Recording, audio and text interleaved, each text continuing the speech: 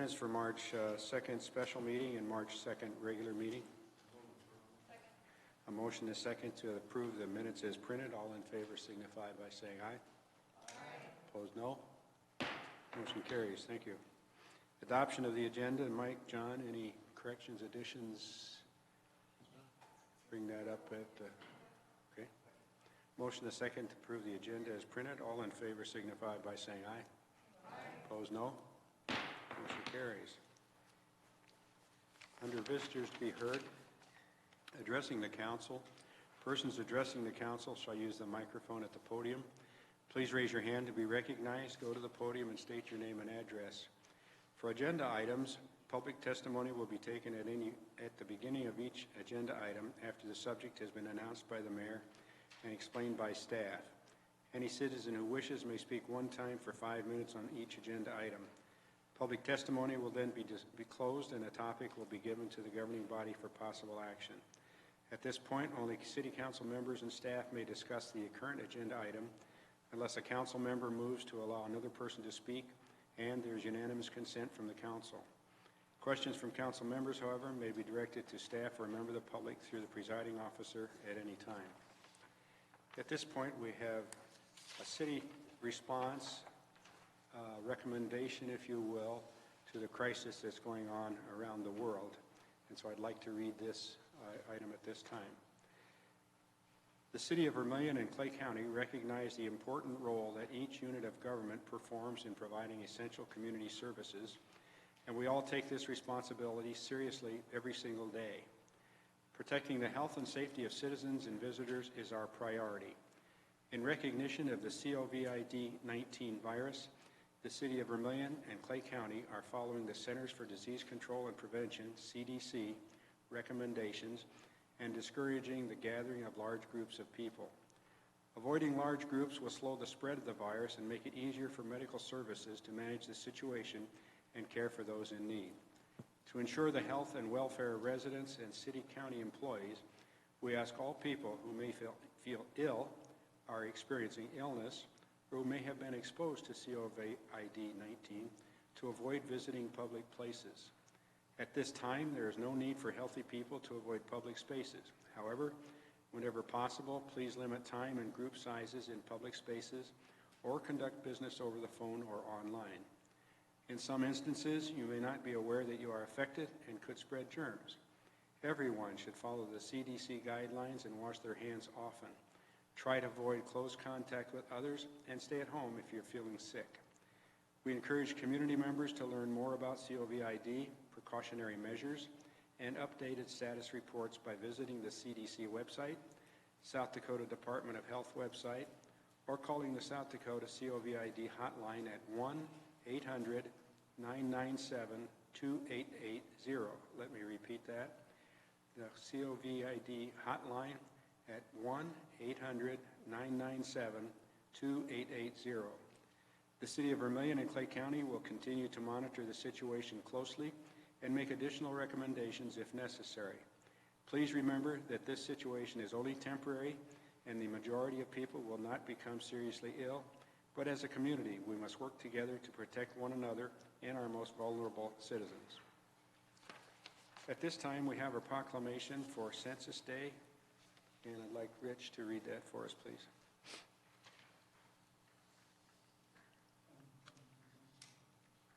There we go. Proclamation Census Day.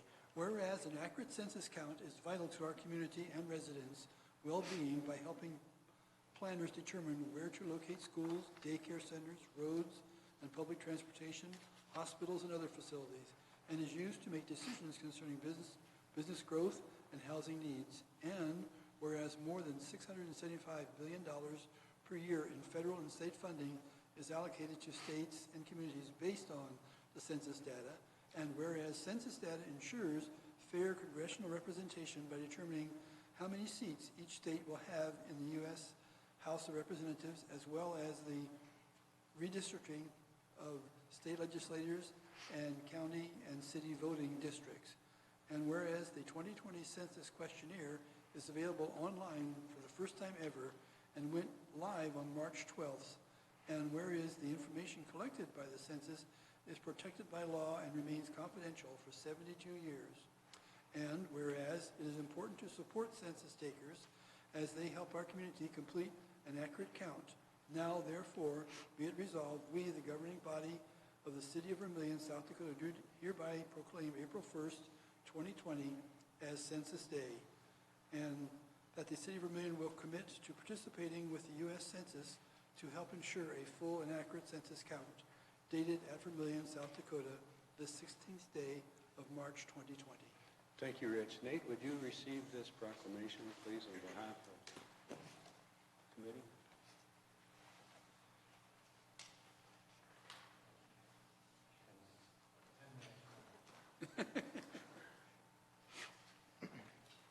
Thank you very much. Nate Welch from the Vermillion Area Chamber Development Company. The VCDC, along with a number of other entities, of course, have a seat on the Community Counts Committee. And I just want to, on behalf of that, as well as the VCDC, just thank you and also let you know that your city is working very, very hard at trying to ensure that there's as accurate of a count as there is. And I want to applaud Jake for his leadership, not only with the city, but with the committee. As well as the different entities throughout the community that are all working together to be able to try to get, again, as accurate and as large of a count as we can in Vermillion.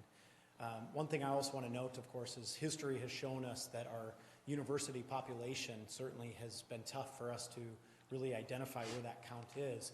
And a lot of measures are being taken this year for us to be able to try to do that. And of course, the current unique time that we're facing right now certainly has thrown a little bit of a wrench in that, but we received word today that there are some adjustments that are going to be happening with that. And so while it certainly was a concern and a real valid concern, we do have a couple ways that we're going to be able to do everything we can to ensure that, again, we get as accurate of a count. We had a call with the university earlier today, and then we've got a meeting with them later on for us to be able to adjust our marketing plan so we can get the word out to as many of our citizens, as well as recognize maybe where there's areas where we haven't been able to get everybody counted. So again, on behalf of the committee and the community, we want to say thank you and accept this, and we want to just let you know if there's anything more that we can do or any ideas that you have, please let us know, because we certainly understand and appreciate how important this count really is. And we just want to remind everybody that they count here in Vermillion. Thank you. Thanks, Nate. Appreciate it. Moving to item 6, public hearings.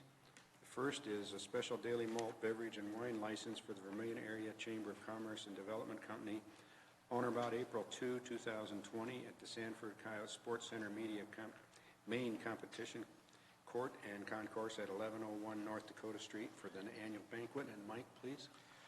I was in contact with the VCDC after the noon meeting today and was informed that they're looking to reschedule their annual banquet to a later date and have not set a date at this time. They would request to withdraw their current license application. So since we've advertised a public hearing, I would suggest a motion to acknowledge receipt of the VCDC request to withdraw their special application for their event, and thus no action is needed on the license. Thank you, Mike. Comment or anything? Nate, do you have anything you'd like to say on this? I feel like I was trying to ditch out, and I kind of wanted to on that one, so I apologize. No, if I can, I would like to take the opportunity. You know, it actually was a really, really tough decision for us. Again, with the crisis that's going on around the world, the responsibility that the VCDC holds of unifying our community and celebrating all the great things about it, that's really one of our favorite nights. And so it really, really was hard for us to be able to do that because we love bringing the community together, but we certainly knew and understood that the responsible thing for us, even though we're not sure how long this will go, was to be able to put that off. So we want to certainly, number one, articulate it is a postponement.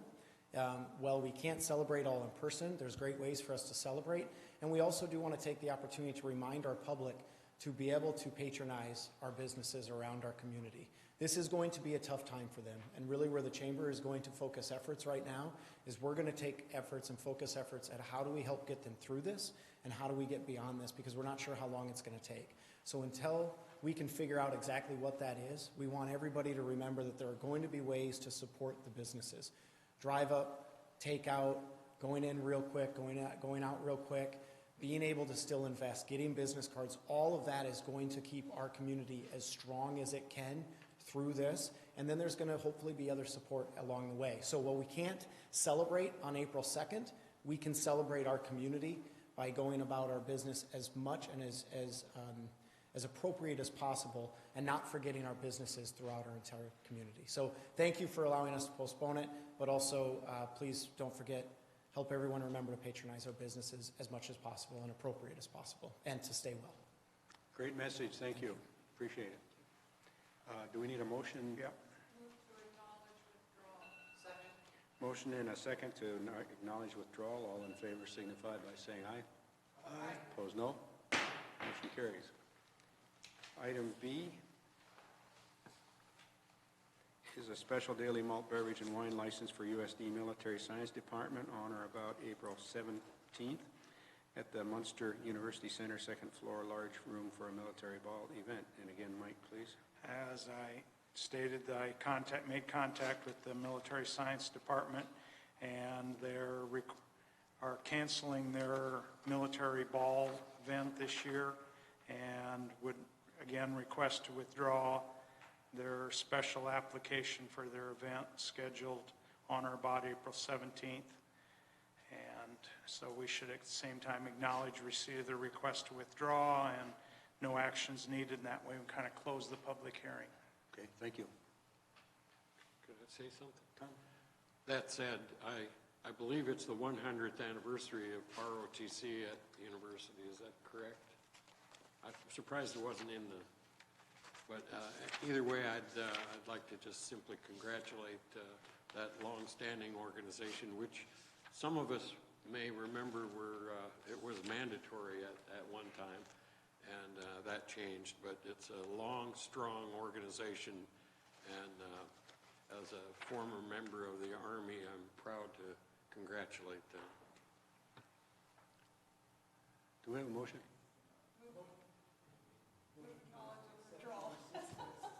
Motion and a second to acknowledge receipt of withdrawal. All in favor signify by saying aye. Aye. Opposed, no. Motion carries. Thank you. We have no old business, so we'll turn to new business. And it's basically Jose. Item A, update on a process to select a consultant for downtown infrastructure project, the Streetscape Project. Thank you.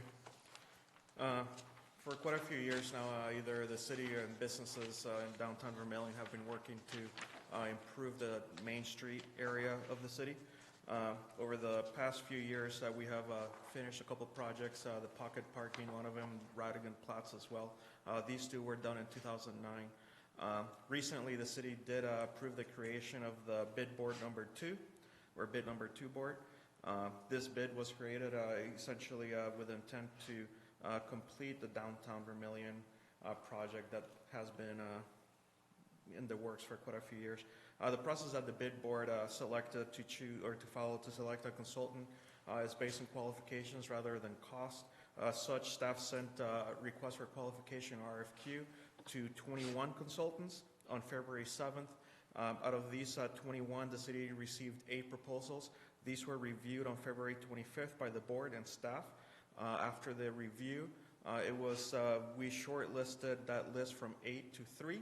The 3 consultants that were shortlisted were KLJ, Stockwell Engineers, and Banner Associates. These 3 firms were interviewed on March 11th. After that interview, the bid board met very quickly to see if a decision could be made. Nothing could be made at that point, so we had another meeting on March 13th. To further discuss which consultant to choose.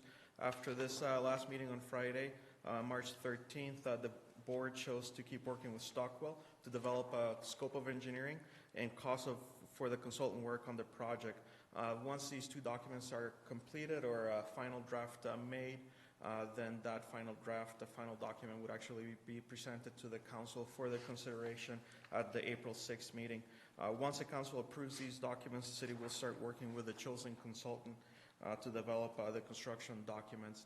It's expected that the project would actually go out to bid on December of 2020, so this year. With an additional comment would be that we're planning on starting construction of this in spring 2021. So it's going to be a very quick project, quick turnaround from design to construction, and then the end of construction hopefully is going to be September 30th with substantial completion. There's no city council motion needed at this time. The intent of this agenda item was actually to inform the city council and the public in general of where the project is at this point. Thank you. So we don't have to approve the selection or anything? Is that? The next meeting. Yeah, at this point. Yep. Okay. Then moving to item B, Planning Commission appointments. We have an opening on the Planning Commission, and we had one notice of interest, and so at this time I'd like to have you support Kate Fitzgerald to fulfill the appointment on the Planning and Zoning Commission. Did I? This is a question. Oh, question? You do? Yep, if I may. Okay, sure. Since we have two openings, one that'll expire in June of this year and the one that expires in June of 2022, Okay. just so we have in the record, Take the first motion one. would include which term you'd like to appoint her to. The longer one? Okay. Let me make that.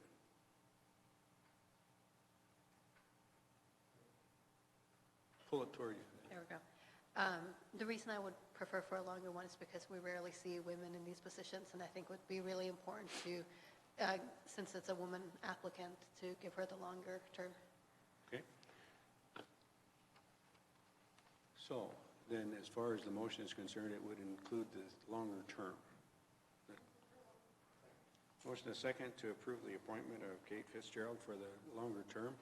All in favor signify by saying aye. Opposed, no. Motion carries. Appointment to the Consolidated Board of Equalization. Mike, please. The county, city, and school district adopted resolutions to consolidate the Board of Equalization within the city limit. The Consolidated Board hears property owners' appeals. The real estate valuation within the city is made up of the 5 county commissioners, 3 city council members, and 1 school board member. Their county auditor informed me that they've set their first day of hearings would be April 14th, starting at 1 p.m. I know the last few years it hasn't even lasted the entire afternoon. The city would need to appoint 3 council members to serve on that board, and in the past we've had the remaining members serve as alternates in case something was to come up for one of those that volunteered for that. As we get closer to that, so I could try to make phone contacts to get others to fill a vacancy if needed. Okay. So we need 3 volunteers from the... Rich?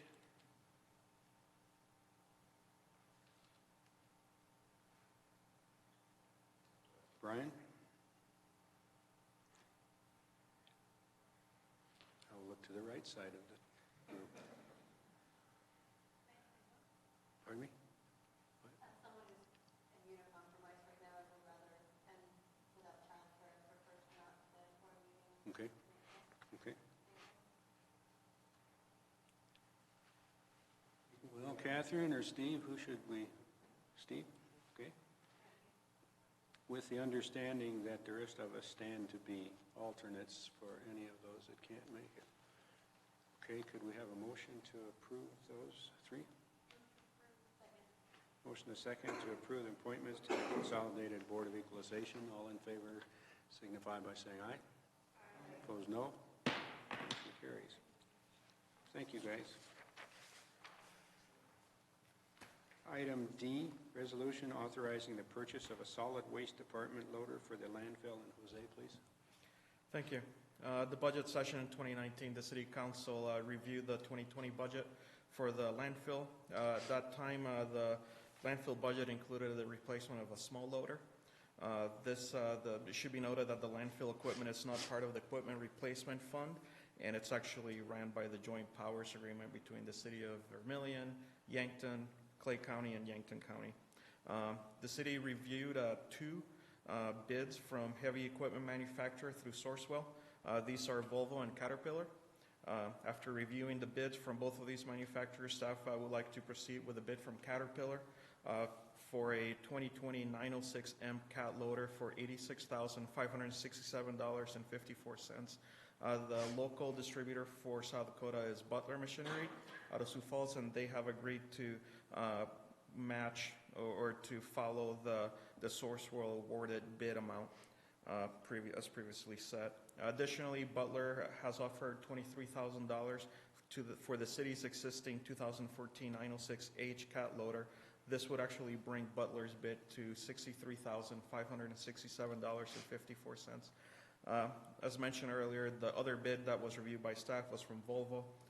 Volvo's bid for a comparable loader and a trade-in would actually be $61,234. It should also be noted that the city has purchased last year for some tires for the existing 2014 cat loader. The cost of the tires is actually quite substantial. It's $8,000.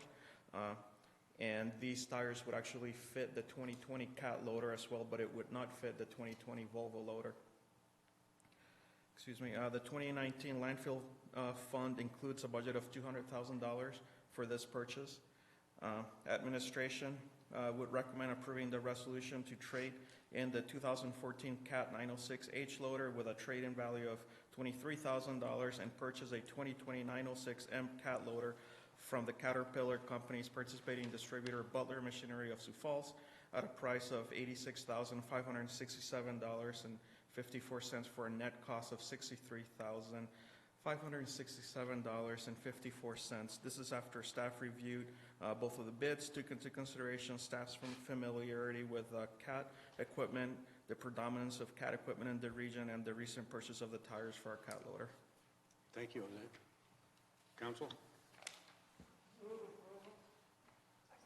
A motion and a second to approve the resolution authorizing the purchase, and all in favor signify by saying aye.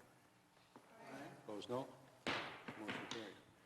Jose, since it's not part of our replacement, is the money just in the budget, or how does that work? Do we pay half out of city funds, or how does that? It's Mike. I just thought it might be interesting Since it's for equipment at the landfill, it's all budgeted out of the city's portion of the joint powers. Yankton contributes money to the city for making up the difference that we have the expense of the landfill and have more expenses than they do at the transfer station. So they transfer money to us and we budget for 100% of the purchase. Okay, thank you. I was going to say the same thing, but I wanted to make sure he was right. Way back. Item E, resolution authorizing the purchase of a forklift for the wastewater treatment plant. Again, Jose. Thanks. The replacement of the 1998 Yale forklift was budgeted in the 2020 Equipment Replacement Fund. This forklift, as mentioned earlier, is used at the wastewater treatment plant to move materials around the plant itself.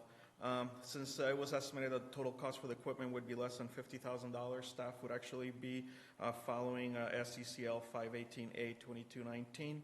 This statute allows the purchasing agency, the city, to purchase equipment that would cost less than $50,000 without actually going out to bids. Regardless of that, staff did procure bids or quotes from two suppliers. These are listed on the table. One of them is Rykas Equipment, and the other one is M&H Equipment. Rykas is selling Yale forklifts, and M&H is selling Heiser forklifts. The 2020 Equipment Replacement Fund includes a budget of $31,000 for this purchase. The quote from the Yale forklift supplier would be close to $4,100 less than was budgeted when one takes into consideration the trade-in value. So essentially the total after trade-in would be for the Rykas Yale forklift would be $26,888.40.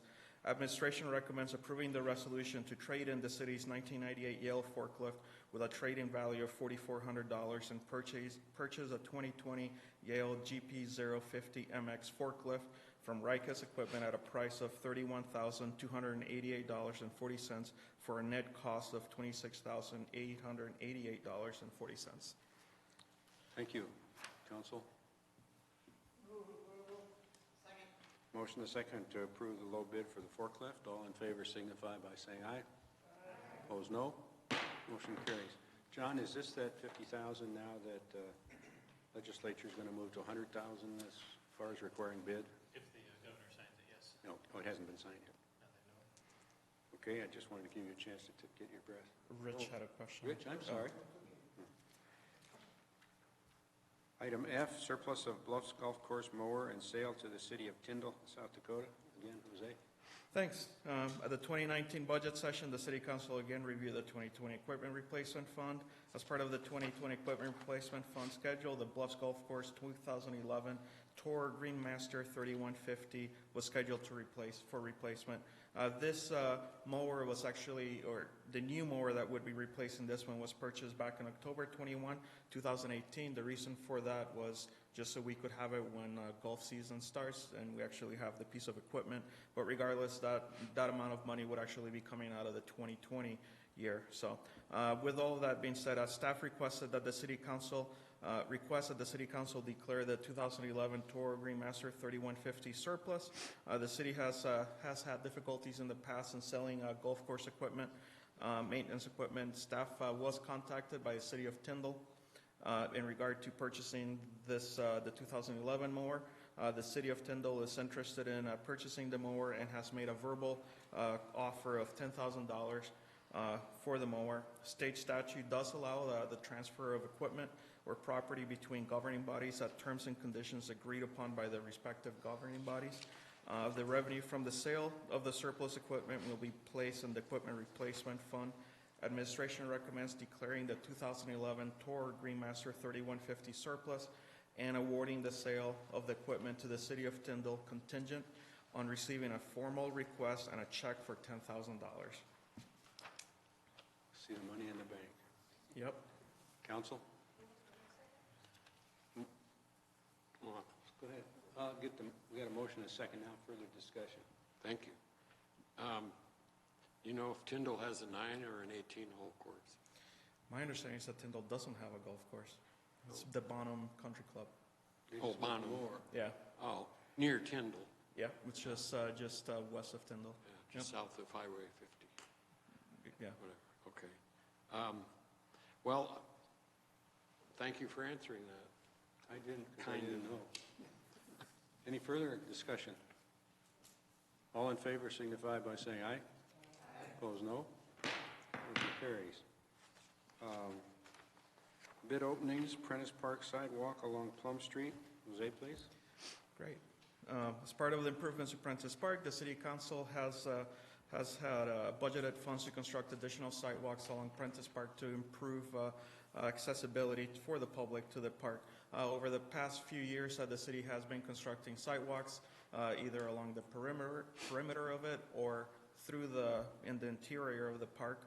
This year, we'll be continuing this process with constructing sidewalk along the west side of the park, along Plum Street from Clark all the way to Main Street. The last phase of the sidewalk right now is scheduled for next year, 2021. Bids for this project were open on March 11th. Bid notices were sent to 7 potential bidders and 4 builder exchanges. The city received 3 bids. The low bid was from M&M Construction from Vermillion for $23,636. There's a table included in there for your information. Bidding is required by state law when the cost of the project is expected to exceed $50,000. Although the estimate is much less than $50,000, we don't necessarily know how bids were going to come in, so we tend to bid these anyways, following the actual state law. This year's project is to be completed no later than August 14th, 2020. The 2020 budget includes sufficient funding for the cost of the project.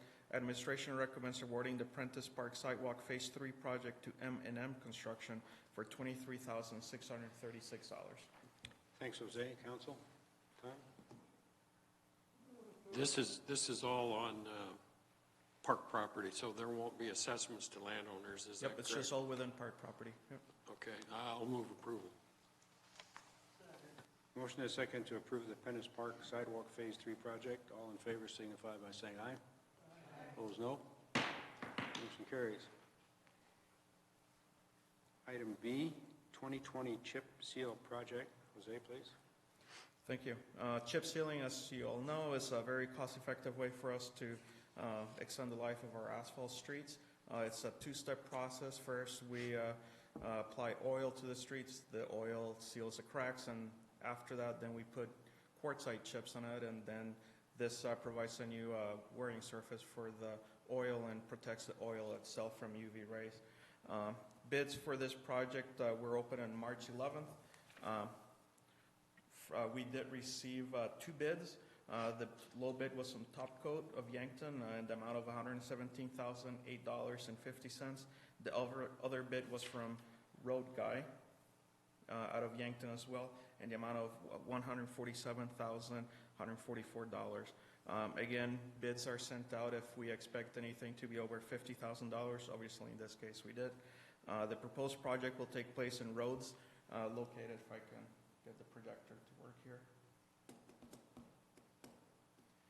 It's a little bit difficult to see, but essentially everything that I have highlighted here is going to be covered under the chip seal. We do have a large area over here, west or east of Plum, north of Maine, and along Jefferson, so essentially Madison, Lincoln, Adam, Prentis, Madison again, or yeah, I think that's Madison, Clark Street, Prentis Park, or Prentis Avenue.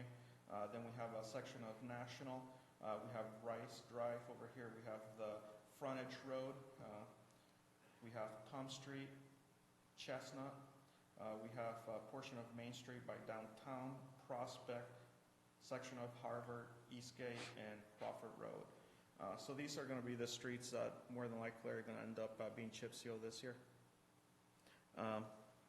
We do have the amount budgeted through the second penny sales tax fund. With all that being said, administration recommends awarding the 2020 chip seal contract to Top Coat for the amount of $117,008.50. Thanks, Jose. Comments, questions, council? A motion and a second to approve the 2020 chip seal project. What was our estimate for it? Do you recall? Our estimate, it was about $115,000. Okay. All in favor signify by saying aye. Opposed, no. Motion carries. Thanks, Jose. Next, we have our city manager's report. John, please. Thank you. Just to kind of keep this one in the minutes and also keep the public advised, probably about late January, we discovered there was the leak in the water line that crosses the Vermillion River. And Shane and his staff worked on putting that project together last Friday. The 13th, we did open 2 bids that we received. TE Underground out of Tyler, Minnesota submitted the low bid of $132,730. The other bid was just a hair under $200,000, so we got a pretty good bid from them. The contract documents, we're working on getting those finalized this week. TE Underground is geared up and ready to begin some of their exploratory work as soon as, they may start yet this week. They were going to order materials, I think, last Friday. Our engineering consultant on this banner has worked with TE Underground on projects in the past, and they had no problems recommending them for the project. So we look forward to getting that project resolved here quickly, hopefully within the next 30 days or less. 2 opportunities for the public to get involved. We mentioned a little bit ago the Planning Commission. We do still also have a short-term position in the Planning Commission, so if somebody wanted to try it out and see if before they apply for a full term, this would be a great opportunity. I believe they will meet. This term would expire in June of this year, so it's the balance of a term that we have. With all of our openings, we do ask individuals to complete an expression of interest form and get that turned in. We're hoping that we will receive some by April 2nd so that you could make an appointment at your April 6th meeting. The other opportunity is also for a partial term. We had a member resign from our Historic Preservation Commission. The term that's being vacated would expire in August of 2021. Again, we ask people to complete an expression of interest form, turn that in by April 2nd so the council can make an appointment on April 6th. In the final item, we tried this several years. Hopefully we'll get one to come together with the Paint South Dakota program. Will take place again in June. And they're seeking a volunteer group to paint a house as well as a single-family owner-occupied home in need of painting. The owner would need to be physically or financially unable to paint the house, and we have to come up with a group that would do it. We've had some interest from groups in the past. We've had interest from homeowners. We've just never had them coordinate at the same year. So hopefully if we can pull that together, we do need to submit an application by April 17th of this year to be one of the 25 sites around the state. Thank you, John. Any comments, questions for our city manager? Hearing none, none, then we'll go to invoices payable, and Mike?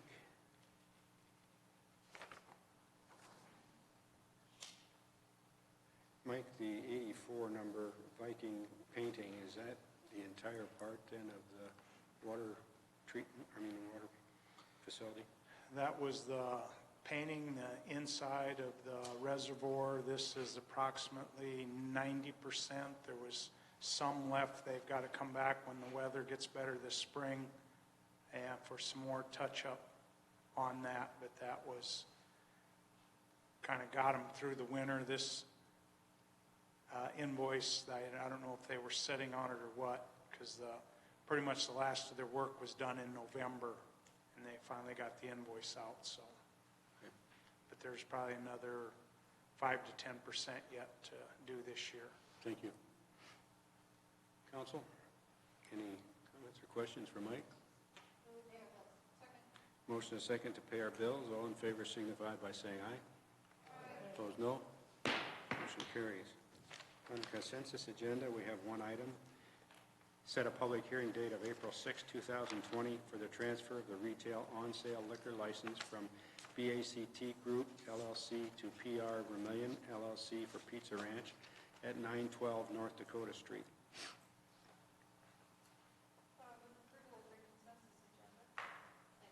Motion and second to approve the consensus agenda. All in favor signify by saying aye. Opposed, no. Motion carries. Steve? I move to adjourn. Motion and second to adjourn. All in favor signify by saying aye. Opposed, no. Motion carries. Thank you.